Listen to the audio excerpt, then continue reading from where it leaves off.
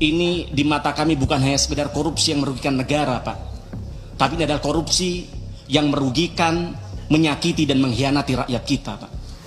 Bahkan tadi malam Pak Simon, ketika kami mau tidur, Pak, kami mendengar satu berita yang di-share oleh kawan kami di grup Komisi 6, Pak.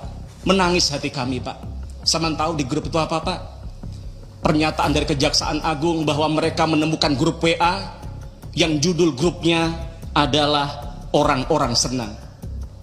Naudzubillah min syarri dzalik, Pak.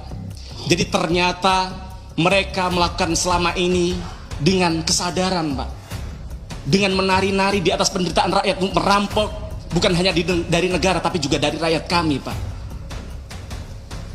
Kemudian Pak Dirut, baru-baru ini Menteri SDM mengatakan akan membangun kilang minyak yang dibiayai oleh Danantara dengan biaya yang mencapai 500 triliun rupiah. Lah jadi selama ini Pertamina tidak punya kilang baru, Pak.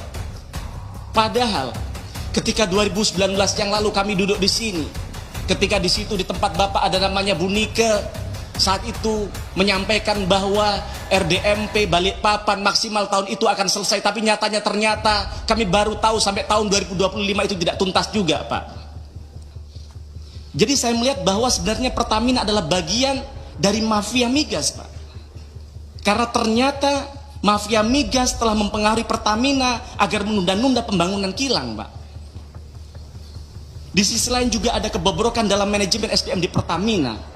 Mantan orang dalam Pertamina, mantan orang dalam Petral, entitas mafia yang sudah dibubarkan negara karena tempat sarangnya mafia di dalamnya, malah ternyata dirut Pertamina saat itu, salah satu orang Petral saat itu menjadi dirut Pertamina Patraniaga.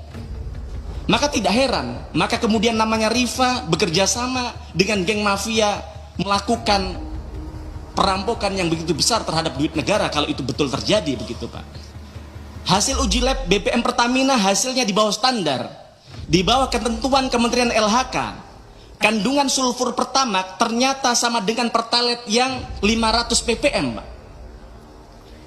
Bayangkan standar Euro 4 saja RON 92 kandungan sulfurnya harusnya hanya 50 ppm. Belum lagi kalau kita lihat punya tetangga kita Shell hanya 10 ppm, Pak. Maka di kesempatan ini juga saya membantah pernyataan PLT Dirut Pertamina Patraniaga ketika rapat dengan Komisi 12. Beliau menyatakan bahwa tidak ada aditif yang bisa menambah RON. Kenyataannya, Pak PLT, kenyataannya ketika Bapak buka Google, ketika Bapak buka e-commerce, banyak sekali perusahaan yang kredibel yang menjual aditif, yang menjual booster, yang bahkan menjanjikan bisa menaikkan